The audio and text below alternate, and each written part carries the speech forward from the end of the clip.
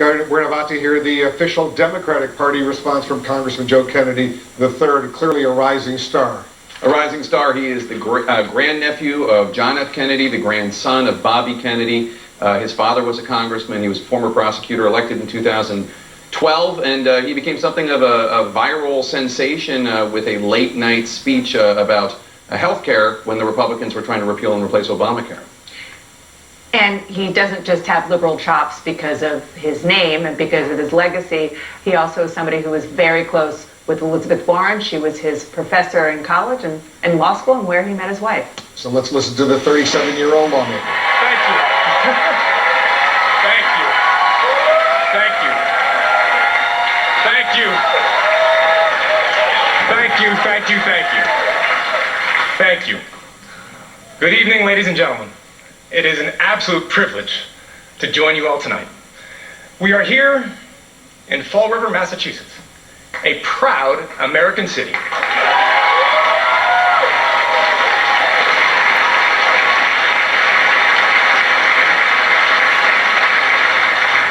An American city built by immigrants.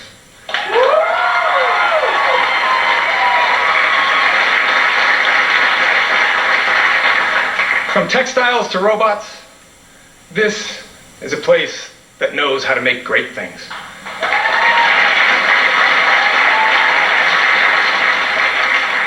The students who are with us here this evening in the auto tech program at Diamond Regional Technical School carry on that rich legacy.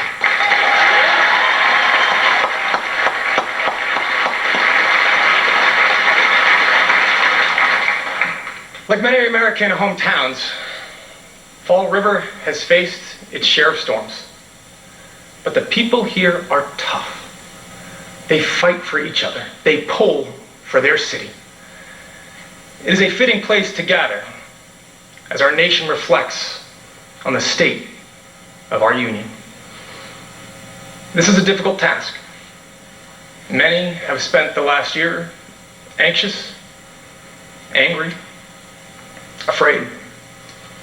We all feel the fractured fault lines across our country. We hear the voices of Americans who are forgotten and feel forsaken.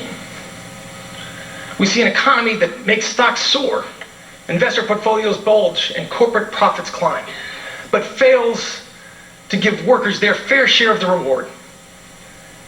A government that struggles to keep itself open. Russia, knee-deep in our democracy. An all-out war on environmental protection. A Justice Department rolling back civil rights by the day. Hatred and supremacy proudly marching in our streets. Bullets tearing through our classrooms, concerts, and congregations, targeting our safest, sacred places. And this nagging, sinking feeling, no matter your political beliefs, that this is not right. This is not who we are.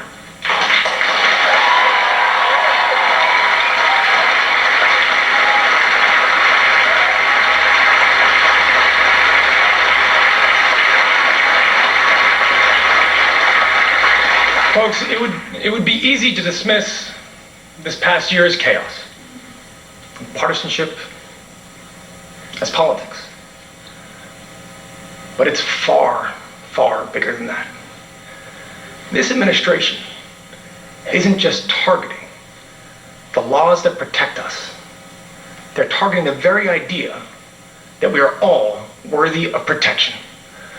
For them, dignity isn't something you're born with, but something you measure by your net worth, your celebrity, your headlines, your crowd size.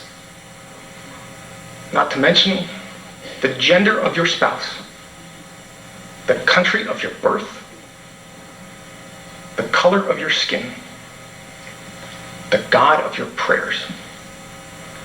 Their record is a rebuke to our highest American ideal, the belief that we are all worthy, that we are all equal, that we all count. in the eyes of our law and our leaders, our God and our government. That is the American promise.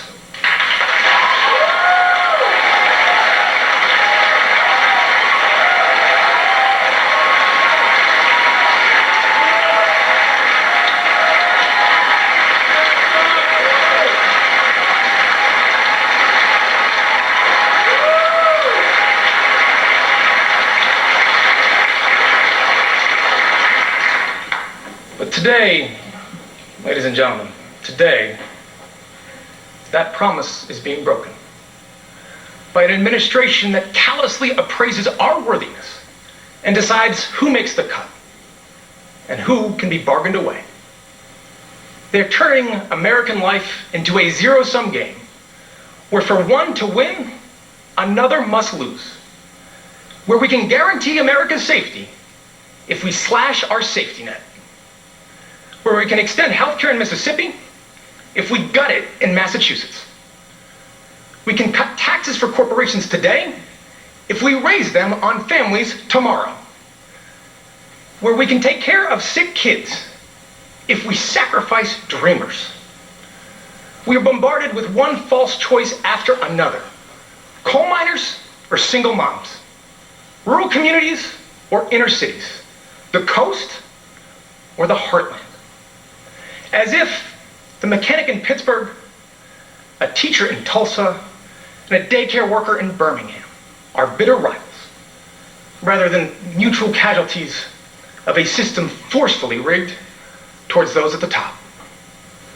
As if the parent who lies awake, terrified that their transgender son or daughter will be beaten and bullied at school, is any more or less legitimate than a parent whose heart is shattered by a daughter in the grips of an opioid addiction.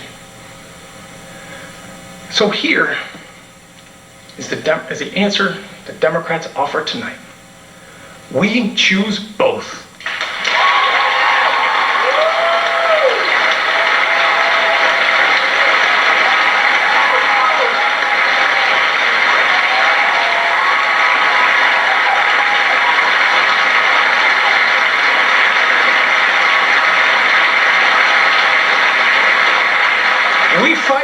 We fight for both because the greatest, strongest, richest nation in the world should not have to leave anyone behind.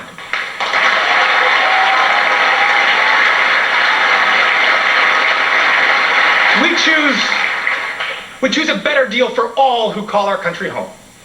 We choose a living wage and the paid leave and affordable childcare your family needs to survive. We choose pensions that are solvent, trade pacts that are fair, roads and bridges that won't rust away, a good education that you can afford.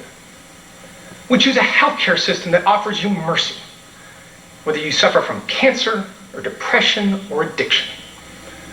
We choose an economy strong enough to boast record stock prices and brave enough to admit that top CEOs making 300 times their average worker is not right.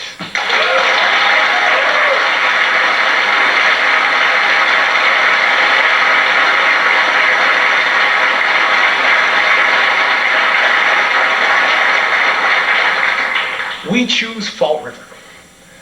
We choose the thousands of American communities whose roads aren't paved with power or privilege, but with an honest effort, with good faith, and the resolve to build something better for your kids.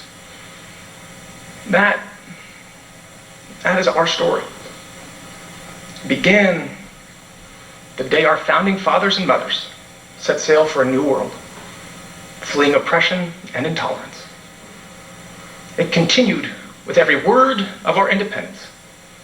The audacity to declare that all men are created equal. An imperfect promise for a nation struggling to become a more perfect union. It grew with every suffragette step, every freedom rider's voice, with every weary soul we welcome to our shores. And to all the dreamers out there watching tonight, let me be absolutely clear. Ustedes son parte de nuestra historia. Vamos a luchar Vamos a luchar por ustedes y no nos vamos a alejar. You are part of our story. We will fight for you, and we will not walk away.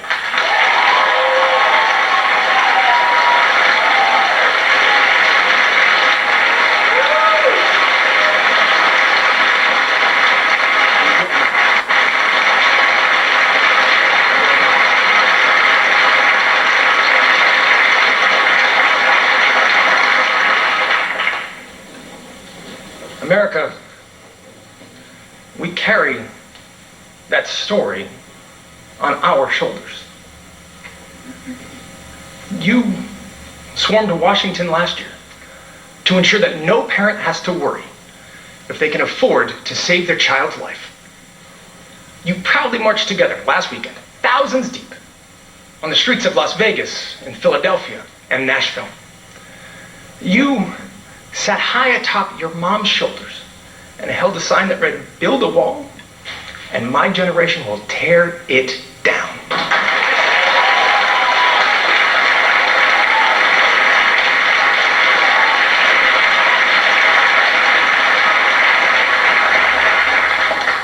You bravely say, "Me too." You steadfastly say, "Black Lives Matter." You wade through floodwaters, battle hurricanes, brave wildfires and mudslides to save a stranger. You battle your own quiet battles every single day. You drag your weary bodies to that extra shift so that your families won't feel the sting of scarcity. You leave loved ones at home to defend our country overseas, or patrol our neighborhoods at night. You serve, you rescue, you help, you heal. That, more than any law or leader, debate or disagreement, that is what drives us towards progress. Bullies may land a punch, they may leave a mark, but they have never, not once, in the history of our United States, managed to match the strength and spirit of a people united in defense of their future. Politicians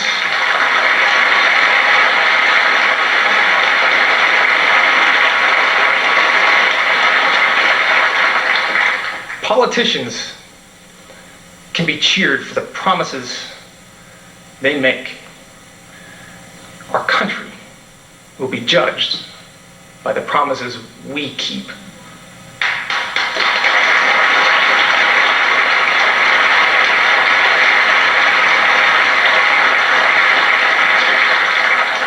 That is the measure of our character. That is who we are. Out of many, one. Ladies and gentlemen, have faith. Have faith. The state of our union is hopeful, resilient, and enduring. God bless you. God bless your families. And may God bless the United States of America. Thank you.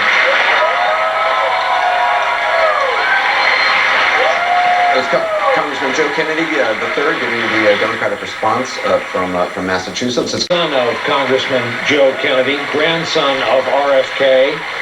His great uncles were Ted and JFK. He occupies Barney Frank's old congressional seat. If memory serves, he's a product of Peace Corps, Stanford, Harvard Law School. And we will see how this 37-year-old does in the morning after reviews. It can be a fraught role giving the response. Ask Bobby Jindal and others. Chris Matthews, you were talking about this young members of Congress last night. You know, Lou Sussman is a friend of mine. He's a big Democrat. He was the one that really urged John Kerry to have Barack Obama speak at the Democratic Convention back in 2004, and that made his career. I think it's perhaps ahead of schedule in this case, but I think that was very Bobby. That was very Bobby, because Bobby Kennedy insisted he would support the people along the train tracks where he was killed. When he was taken to Arlington Cemetery, it was white families, it was black families. He refused to choose between them, and that's what he kept saying. I'm not going to choose. It's going to be both. He's not going to take the side of one against the other like Trump does. He says that we Americans have support. In fact, as Democrats, that's what he is, a Democrat, of course, we're going to support the progressive cause of the working people in all the communities. And I think that was the message tonight. Also, it was a breath fresh of, it was idealism.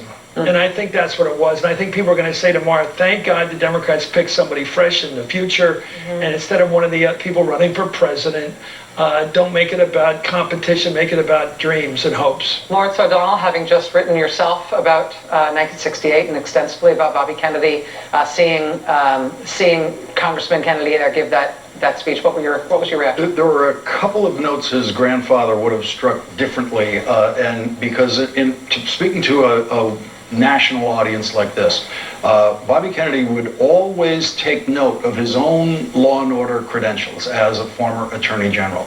And so he would not have spoken as strictly left as these talking points did all the way through.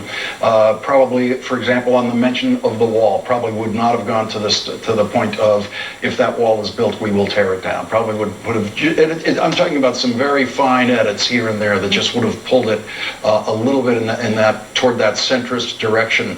But this is where the Democratic Party is tonight. I don't think you're going to find any Democrats who have anything in this speech that they want to take issue with. And, you know, it's to your point, actually, to Chris's point as well. This was earnest and lofty. That's right. And he is known for his earnestness as a young man. And he started speaking Spanish in the speech. When he was in the Peace Corps, he was in the Dominican Republic. He's a fluent Spanish speaker. Barney Frank held that seat for a very long time. Being a Kennedy certainly doesn't hurt when you are running in Massachusetts, but he won hardscrabble towns like Fall River, he was speaking tonight. It's not an accident that he was speaking in the auto body shop at that Voc Tech school. I mean, they know what they're doing. This is so hard, though. I mean, you mentioned Bobby Jindal in passing, Marco Rubio. I mean, this mission has killed more experienced politicians. Joni Ernst is the only person that hasn't killed in the last decade. It doesn't work out well for anyone, and I thought that was so. The performance is part of it, and the staging was really sort of in tune with where we are. He made a grab. I mean, he got in the ring and fought for those voters we were talking about, sort of the working class voters that were taken under the Democratic column in the last election. He I thought, made a grab to pull them back, and I thought that it's what's so lacking in both parties. It wasn't about him. He was quoting the wall. He was quoting a sign at a protest. I mean, I thought the strength of that speech was that it wasn't about him. Yeah, he was talking about America. The State of the Union is hopeful. The audience helped. Yeah, that's true. I have read that he is Irish, though I saw no evidence of that tonight.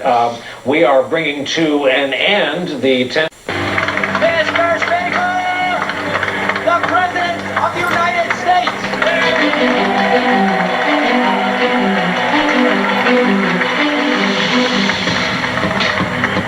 Let's begin tonight by recognizing that the state of our union is strong because our people are strong. Since the election, we have created 2.4 million new jobs. Unemployment claims have hit a 45-year low. African American unemployment stands at the lowest rate ever recorded. Small business confidence is at an all-time high. The stock market has smashed one record after another. 401k, retirement pension, and college savings accounts have gone through the roof. And just as I promised the American people from this podium 11 months ago, we enacted the biggest tax cuts and reforms in American history. So to every citizen watching at home tonight, no matter where you've been or where you've come from, this is your time. If you work hard, if you believe in yourself, if you believe in America, then you can dream anything. You can be anything. And together, we can achieve absolutely anything.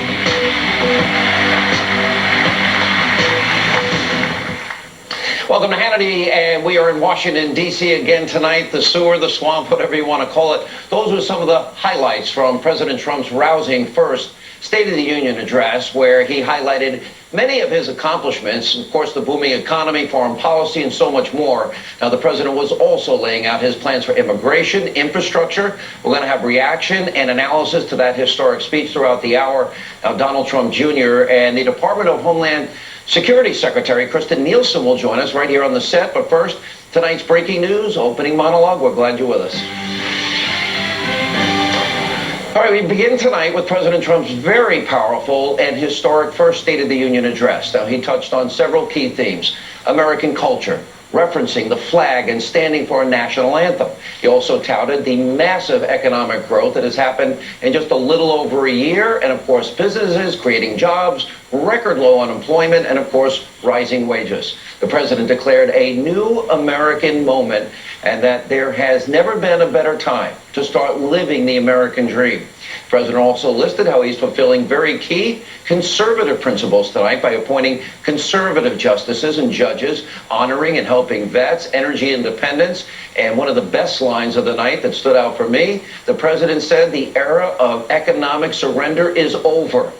Now, it's best when the president can push aside the bias filter of the liberal mainstream media like he did tonight and speak directly to you, the American people. It was so obvious during many moments in the speech tonight that the Democrats, they'll never give this president a fighting shot, but his list of accomplishments, they do speak for themselves. After 8 years of failure and a year of solid record success, you would think that the Never Trump crowd, the Hate Trump crowd, that they would appreciate America's now moving in the right direction. People are getting back to work, off of food stamps. The economy's growing. Now, tonight is the night that the president, he was able to bypass everyone and go right to the American people, make his case that his programs, that his policies, that his principles are working, and that we, the American people, we are rising up in the world. And you would think this would be a moment people would celebrate. Not about the media, not about the Democrats sitting on their hands, often looking like fools, not about the hatred of the president, not about liberal conspiracy theories or obstruction. It has really become a battle for the vision of the America that you want. This, to me, is a fork in the road moment. And that's pretty much what tonight was all about. So ask yourself this. When was the last time the media ever talked or even mentions the president's numerous accomplishments in just 1 year? Now, your answer is probably never. And since the media ignores everything the president has been able to do, well, we decided to do their job for them. Take a look at the side of your screen. We'll run it throughout the night tonight. The president's accomplishments in 1 year. The economy is booming. We have record low unemployment numbers. Regulations are being gutted. ISIS defeated. The individual mandate repealed. We are finally on the path to energy independence, and that means millions of high-paying career jobs for Americans, and America is now back leading on the world stage. Now, this has been an epic first year for the Trump administration, and more importantly, an epic year for the American people, the forgotten men and women that Martha was just talking about. And that's with Democrats that have resisted every second of every day, obstructed at every single turn. And of course, Never Trumpers, establishment Republicans in Congress that have held back the Trump agenda. Yet the media that worshiped Barack Obama, defended his terrible failed policies for 8 years, they're not willing to give this president a break or credit for anything, and they have been so abusively biased, something we've never seen in American history. The media seemingly wants the president to fail. They're actively rooting for it, which is why speeches like tonight help the president explain his vision for this country without the spin, without the smears from the liberal media. We have a lot to get to tonight. Joining us now with reaction, President Trump's first State of the Union address. His son, Donald Trump Jr. You were in the gallery. I was. I got to be. You're not feeling well. You've had this bad flu that everybody had. You feeling better? We keep working. Doesn't matter. You're a Trump. You keep working, right?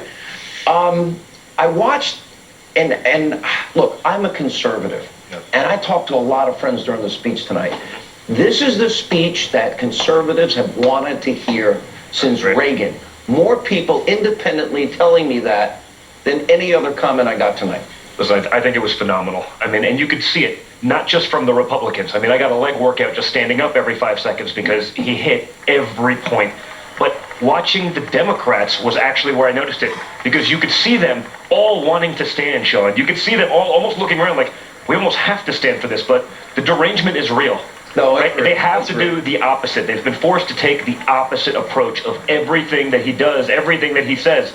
So even things that are just common sense solutions for the American people, they have to do the opposite. And you could see it. It was amazing to watch. If you have record low unemployment, and if you break it down demographically, record low unemployment for Black America, for Hispanic America, for women, a 17-year low. You have economic growth and success. How do you sit down and not want to cheer that, considering there's been a lot of suffering the last 8 years? I don't know. It doesn't make any sense to me. And, again, I think those are things that people see when they see thousands of dollars going back into their wallets, when they see billions being repatriated to this country, that money being infused into the economy. And it wasn't all that long ago when Nancy Pelosi was touting a $40 tax rebate, right? But thousands of dollars in bonuses, thousands of dollars being paid to American workers. Crumbs. Our crumbs. Yeah. It's amazing. I didn't realize inflation was that bad. In 4 years, things changed. So, seeing that, this was a unifying speech. It was a speech to all Americans. He hit everyone deeply. And it was amazing to watch. It was amazing to see it firsthand. When you think of 2.4 million jobs, 200,000 in the manufacturing sector alone, you think of 2 million Americans off of food stamps. That was one of the big issues. I remember one of the first interviews I did with you. You called your dad a blue-collar Republican. I called him a blue-collar billionaire. Oh, I'm sorry, blue-collar billionaire. You probably... And it's true. I used to get criticized for it. You can see it. He gets those people. And you know why he gets those people, Sean? Because, like you, that's where he spent his time building his business. He didn't become a great builder in an office. He became a great builder by being on job sites, being around the men and women who built those projects, talking with them, not at them. It was one of the first things I ever, and I know you've done the same thing in the course of your life, working in restaurants, being a dishwasher, a cook, a bartender, busboy, waiter, and then building houses, framing, roofing, tile, painting. It changed my life. And honestly, those are the Americans that have suffered. Correct. They are the forgotten Americans. Right. And he's giving them hope. He's always been able to speak to them. Hey, I get it. He's an unlikely person to be able to breach those boundaries, right? The billionaire from New York City being the guy, the voice of the blue-collar American, but he can do it, and he does it genuinely. And now, they took a chance. They voted for him, and now they're seeing the results, and it's amazing to watch. People try to ask me about your dad, because I've always been, and remain today, a Reagan conservative. Yes. And I keep arguing with people, I'm not a nationalist, I'm not a populist, I am a conservative. I'm still a Reagan conservative. I look through the list of accomplishments, we'll put it back up on the screen, a list of principles that, from judges to immigration to energy independence, these are all important issues. And that's what has happened in a year. The Heritage Foundation actually said, I know, was more conservative than Reagan. I saw that, and more successful by the numbers than Reagan, which, by the way, for them, they weren't exactly always the biggest fan, right? So for them to come around and say, wait a minute, this is working. Yeah. You see the Republicans do it. Hey, last week you saw it. It's the first time. The Republicans didn't just fold. The Republicans have a history of being amazing at snatching defeat from the jaws of victory, right? That's their specialty. That's their superpower. But now they have someone who will fight for them, someone who will back them up and go to the wall. That's what's been incredible. And so now that they see that, I think their spirit is invigorated. And by the way, more importantly, the voters who voted for them, who entrusted my father with this incredible responsibility, they see it too. Let's talk about the distractions. Your father, all the accomplishments had to be achieved in an environment of, I would argue, historically unprecedented hatred, vitriol, conspiracy theories, lies. You yourself have by the way, I thought I was tough on Twitter at one point. I can't compare to you or your dad. Well, listen, when you've gone through what we've gone through, the amazing thing is, though, the media, the left, they went so all in on this conspiracy theory because they couldn't figure it out. How could this guy do this to, our anointed one, our chosen one, with 1/10 the money, 1/10 the staff? They did it because they were actually speaking to real Americans. So they couldn't find, so they needed these things to be true. They went all in with their credibility for this nonsense to be true. Now, what's amazing for me, without evidence, without anything, but what's been so amazing for me, despite 25 hours of congressional testimony, millions in legal fees, hey, the only thing that they found out was that they themselves were the ones doing all of these things. And I really hope for all of that stuff to come out, because imagine what he could do, given what he's accomplished in the last year. Imagine what he can do without this fictitious baggage Imagine what he could do if he was just unleashed to actually fight without all of those distractions. You know, I say this often, and I spent a lot of time. It was about a year ago when we first reported on this program with John Solomon and Sarah Carter that, in fact, Trump Tower had been, there was a warrant, a FISA warrant. There had been spying going on. Now we learn a lot of the background. Imagine if your dad fixed the primary, had it rigged against 16 other people. Imagine if James Comey and other FBI agents rigged an investigation, exonerated your father before actually investigating him. Imagine if your dad did pay for Russian propaganda through a dossier, and imagine that dossier was used as a foundation for a warrant against Hillary. Let's reverse roles here. What would, you can't even fathom. You can't, I mean, if you heard about this stuff going on in Angola, you'd say, wow, that's terrible. Yeah. But it's happening in our backyard. Scary. You know, this isn't a banana republic. I mean, this is the United States of America. And for this to be going on at that level, you know, and again, I think we have to make the distinction, because you heard it tonight. You know, my father is fighting for the guys in law enforcement and all of those agencies, but the boots, not the suits that are the lawyers at the top. You know, they're not the same. Okay, I was at the floor of the SHOT Show last week, right? And I had 15, no less than 15, FBI agents, both active and retired, come tell your father to keep going, because those guys on the 7th floor, they're tarnishing my badge. The blood, sweat, and tears that I put into for decades. Wow. You know, so they get the same remarks. They get that he's still fighting for law enforcement, for the military, all the things that he promised. But there's a difference between those boots and those suits at the top. Those suits, what we're seeing, the corruption is real. And when you look at it, what other conclusion can we draw? That this is the prior administration effectively weaponizing the DOJ and the FBI. You know, one of the things that he said tonight that really stood out to me is, for example, people have different diseases. Maybe they've been given a death sentence. Yes. And we have government bureaucracy that prevents people from making choices. Maybe they want the right to experiment with a drug that we're told is promised. What do you have to lose? Nothing. But the government, those people behind me over there in the freezing cold, yes, they don't care. No, they want any chance at life, and we should be giving it to them. Give it to them. Give it to them. And by the way, it would encourage medical development. Right. It's not always going to work. Okay, it's not, but when it does, think of how fast we can expedite those things, getting other people those same medications. By the way, he used the example, for me, I relate to it best as a builder, right? The road example. You know, we built the Empire State Building in a year. Now it takes 10 years to get a permit to build a little county road. No. 10 years to get a permit just to start. It's true. Let alone actually building it. Those are the things, those are the regulations that he's cutting, the nonsense, the layers and layers and layers of government bureaucracy. We don't need them. This country got to where it is without all of that. One of the amazing statistic, and I always pride myself on giving out a lot of statistics. I don't know if you've heard a few of them. Once or twice. Once or twice. But when he said that they eliminated more burdensome regulation than every other president combined. In 1 year. In a year. In 1 year. He's done more than entire administrations. Isn't that what really, the government has gotten so big, so bureaucratic. Between that and him taking on the culture and talking about the flag and talking about the anthem and challenging the NFL. And But I think what he's done, I think one of the reasons he's such a fierce opposition, he's bringing that business acumen. He's trying to wipe away all the clutter so that we can build up the country. But they love that culture. Well, that culture has made them rich. It's made their friends very rich. They go on to become lobbyists. That's why the Beltway is the richest place in America, on the backs of the American worker. And yet, this area hasn't created anything.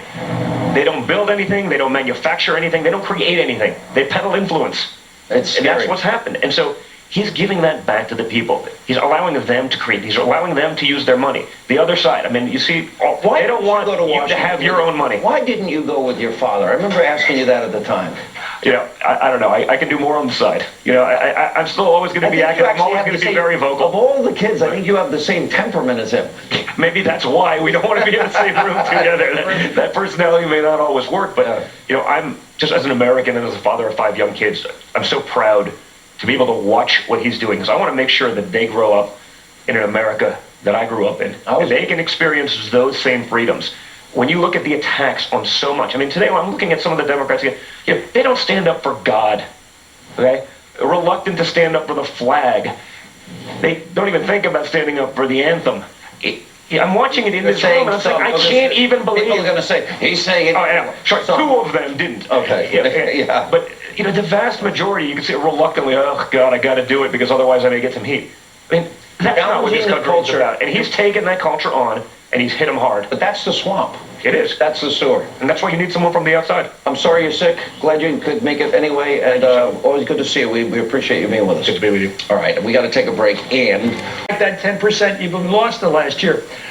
But then he goes this hard-charging MS-13. It gets ugly. And then bringing on the sad cases of the victims, one after another. I mean, really, using those experiences, let's put it that way, of the American life, and doing it in a way that's, my God, this is really heavy stuff. I've never seen a speech put together like this before. The dessert first, and then the really raw meat. What's it about? I thought the only explanation I had about the immigration decision is he knows he's making his base have to accept citizenship for these dreamers. So perhaps he feels the need to not talk about it, right? He waited to the end of his immigration remarks. Let me tell you about MS-13, and let me tell you about every criminal alien that I can think of, and let me tell you all these stories. It may be a way he thinks he has to sell his immigration compromise to his base. Perhaps I'm being charitable, but that would be the most rational political explanation for doing immigration the way he did it in this speech. Smart. Now to our chief foreign affairs correspondent, Andrea, talk about the issue that wasn't in the speech, and that's Russia. What happened to our election and what it forces as a backdrop on Donald Trump. Well, the fact that Russia is overhanging everything and that he will not acknowledge what his own CIA briefer, Mike Pompeo, the CIA director, whom he's so close to, spends hours every day with, has said this week that Russia is still going after us, still planning to interfere with our 2018 midterm elections, that we have not stopped the Russian threat. Yet we see today the State Department and Treasury dragging their feet on the overwhelmingly approved Russian sanctions from this Congress, bipartisan, overwhelming, hundreds of votes, more than 500 votes in favor of that. And at the same time, he doesn't even mention that Russian threat in any real sense and won't acknowledge the investigation that he's facing, and understandably that. But the fact that he will not even agree with what his own CIA is saying about Russia is another indication he cannot deal with the reality of what Russia did with this election. He seems to feel that that is a threat to his own legitimacy, even though it does not necessarily mean that at all. He's the President of the United States. He was there at the podium today. I thought that by encouraging the applause, this is stylistic, by applauding himself and stopping at the end of every sentence, and by the Republicans jumping up, he slowed it down too much and made it seem even less Trumpian than otherwise. You know, Chuck talks about maybe he should have ad-libbed it, and we know how effective he's been at rallies, and I don't think it's that he should have ad-libbed it, but I think he should have picked up the pace. The stories were very effective. I mean, you can't help but be heartbroken and you know, at the loss of those families and at the adoption of that infant and all of the rest. So that's very well done to illustrate his policies. Guantanamo, I don't understand that either. There are 41 detainees now at Guantanamo. At its height over the years, there have been 708. But why take that on? It's another base-pleasing moment. And the fact checkers are going to be up all night because on clean coal, here we have a president in 2018 advertising the coal industry and not talking about the future. I mean, how that is appealing to anybody. And also, false claims on the auto industry, false claims on job creation, exaggerating that, you know, go one thing after another. And of course, the grandiose claims about the tax bill. The individual tax cuts are going to expire. The corporate ones stay forever. Two of the best in the business, our good friends, Andrea Mitchell, Chuck Todd. Thanks, gang. That was terrific. You bet. Appreciate it. I'll bring into the conversation now. Writer. Rob, thank you so much for joining us tonight. Well, you know everything. You know politics, you know theater, you know drama. What was tonight about? What was it? Was it a masquerade? How would you describe Trump's performance? Well, you know, just as a performance standpoint, it was, well, we discovered he could read. Yeah. He knows how to read. But it was one of the flattest State of the Union performances I've ever seen. I mean, if you looked at what Joe Kennedy did afterwards, it was a wonderful performance. But besides the fact that the message was good, it was all about bringing the country together. Yeah.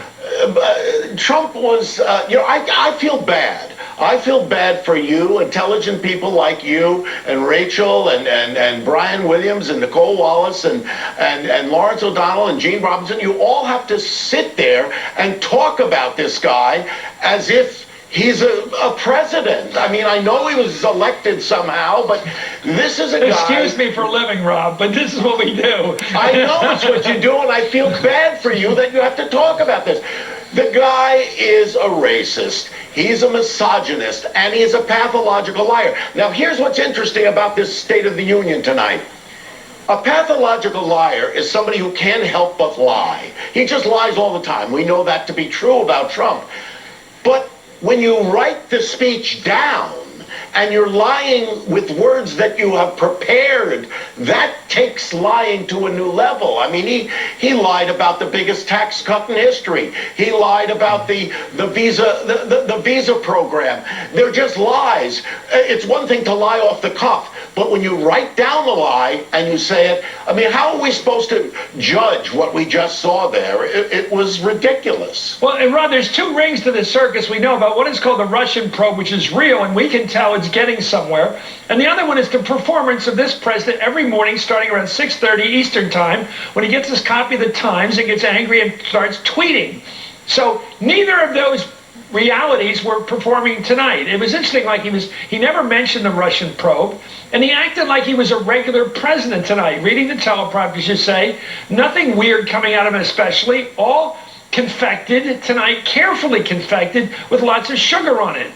Right, but also badly written. I mean, if you'll just take the speech apart, and first of all, he delivered it. It took him forever to deliver it, but if you just look at the speech itself... Were you saying faster, faster? Well, that's what Lawrence Olivier used to say, louder and faster, my boy. But the point is, it was boring dialogue. I mean, it was just bad. You're a speechwriter, Chris. You know that this is just dull speech writing. I've never seen a speech confected like this, where the first half of the speech is sugar-coated, all the nice stuff about the flag. Of course we love the flag, and of course people like bonuses at work. Of course all that stuff. And we worry about prescription drugs and things like that. And then makes this ugly turn in saying all immigrants are criminals, we got to keep them out of the country, so let's talk about criminals. I mean, let's talk about immigrants. And he started with MS-13. Yeah. I mean, look, he even admitted there's 1.8 billion people in the country whose parents brought him here, and they want to be Americans, and they feel like Americans, and yet he starts with MS-13. Yes, and then he goes on to chain migration, and, this is family unification. This is about mothers and fathers and brothers and sisters. This is not about, distant relatives coming in, and he knows that, and we all know that. I mean, so he's just lying right down the line. But, you mentioned something earlier, which is, you said that, he didn't mention the Russia probe, It was not brought up. The fact of the matter is, there's been a consistent, regular campaign to go after McCain, to go after Rosenstein, to go after Mueller, to go after law enforcement, the FBI, and the Department of Justice on a regular basis. He's got Nunes out there doing God knows what he's doing. And what you wind up is, we know that Mueller must be getting close to something. And I'm a little bit scared. I just spent last week, I was with James Clapper and John Brennan. This is the former director of National Intelligence and the former head of the CIA. And they're frightened to death of how this president is tearing down the pillars of our democracy. Okay, here's where I'm scared. This isn't about ideology, philosophy, Democrat, left, white. Under W, I thought a president of that limited ability could take us into a war through propaganda. I thought that was amazing. How the guy, he's not evil, but he's of limited ability, and he talked us into a war that really had no sense. This guy, I'm watching the ratings for Fox right now. They have ginned up this interest in this thing to do with FISA. This thing about the two people who liked each other, they were emailing each other at the FBI. These are small points, like they did with Hillary and the so-called email. Well, they never said there was anything in an email, but they made it. Or Benghazi, she's supposed to prevent the poor guys from getting killed on the other side of the world, and she's Secretary of State. What, are you crazy? And yet they're able to gin up this emotion. How do they do it? I don't even think they make a connection. They just say one of stuff. the ways they do it, and this is something that the intelligence analysts that I've talked to, they talk about the Russians, they attacked us, and they're still here, and they're probably going to be here for 2018, 2020.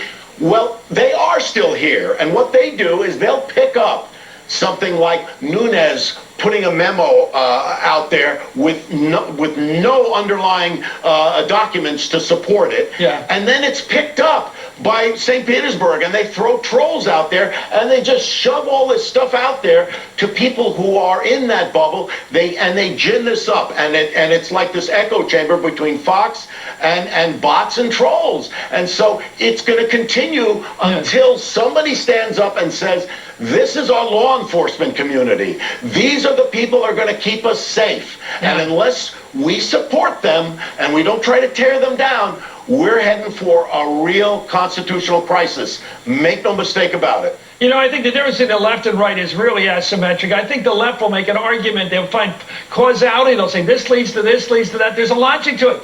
The right wing today doesn't feel any requirement to connect things. They'll just say, Hillary, email. Oh, okay, I got it. Hillary, I got okay. Just these watchwords are enough to enrage these people. Anyway, Rob, you're great. Thank you so much. You've been reading the New York Times since you were 5 years old, and it shows. Thank you, sir. It's my best to your family, all of it.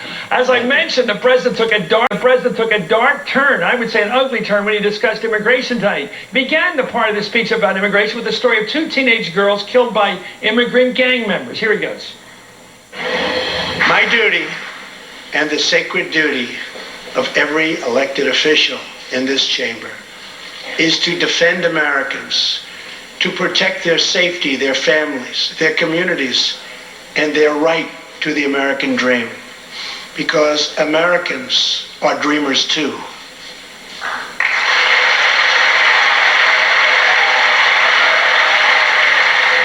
U.S. Congresswoman Pramila Jayapur of Washington State boycotted the speech tonight. She joins us now. Congresswoman, thank you for joining us. And now that you have the distance, or I should say the freedom of distance, tell us what you thought. I know you watched it. What did you make of Trump's entry into the discussion of it? I say this all the time. This is a country of immigrants. My grandparents came here. I know how it works. You work your way up. You're lucky to be here. Okay. He started it with immigrants are criminals. That's how he started. Your thoughts? It was so horrendous, Chris, and I say that as an immigrant myself. You know, I came to this country when I was 16 years old. Now I'm a United States Congresswoman, one of only about a dozen members of Congress. But it is so insulting to see him continually scapegoating immigrants, trying to make us the division, when in fact we know that all of our ancestors, just like you mentioned, have come here, have helped build this country. And for him to start with the MS-13 gang member and that story, and use that story in a way to say everybody is a criminal and therefore we should cut family immigration in half. Of course, he didn't say family immigration, he said chain migration. What he really means is family reunification, the cornerstone of immigration in this country for the last 50 years. It was outrageous. I'm so glad I was not there. I feel like, you know, being in this chamber and having to look at a president make that office so much less than what it should be is a travesty. It's a disgrace for us here in this country and also for our global leadership position around the world. Well, his whole thing about the diversity lottery, too, it seems like he's trying to say, let's not have any more people come to this country unless they're scientists. My grandmother came here as a maid from Northern Ireland. My grandfather came here as a chauffeur from England. I'm telling you, that's the normal way we come here. Our grandparents are not the Dukes of Marlborough. That's the way it is, okay? It's an absurdity to set that. What do you make of it? Well, I think what he's trying to do is end legal immigration, and the way to do that is somehow to categorize all immigrants as being drains on our economy, as criminals, as murderers, as terrorists, and that is not the reality. And so, you know, when you look at the fact that he sounds like he's being so magnanimous when he says we're going to give 1.8 million dreamers a path to citizenship, well, let me remind everybody that Donald Trump is the person that made dreamers deportable. They were not deportable until he came along and rescinded DACA. And now what he's doing is holding dreamers hostage, and the ransom payment is ending legal immigration to this country as we know it. That would cut legal immigration in half, his proposal that he put out today. So to say we're going to help the dreamers, but hey, we're going to end legal immigration, and we're going to do it by saying that these people are somehow bad for this country is insulting, it's demeaning, it's divisive, and it is what he has based his whole campaign on. In getting to the White House, it is certainly, I agree with, I think it was Terry McAuliffe that said it's what he's going to run on, it's what these elections are going to be about, but that's not who we are as a country, and I think Americans know that. I think so many Americans share your experience of knowing how their parents came here or their grandparents came here. I believe that Americans I think will it's reject great what that. you've done in your life. I think it's such an American story. By the way, Roosevelt talked about the four freedoms. This guy's talking about the four pillars. I don't know if there are four pillars of wisdom, by the way. We'll see. It's like T.E. Lawrence. I don't think it's Lawrence of Arabia. Anyway, this Congresswoman from Illinois Jayapur of Washington State. Thanks for staying out tonight. Thank you, Chris. We're just getting started on this special late night edition of Hard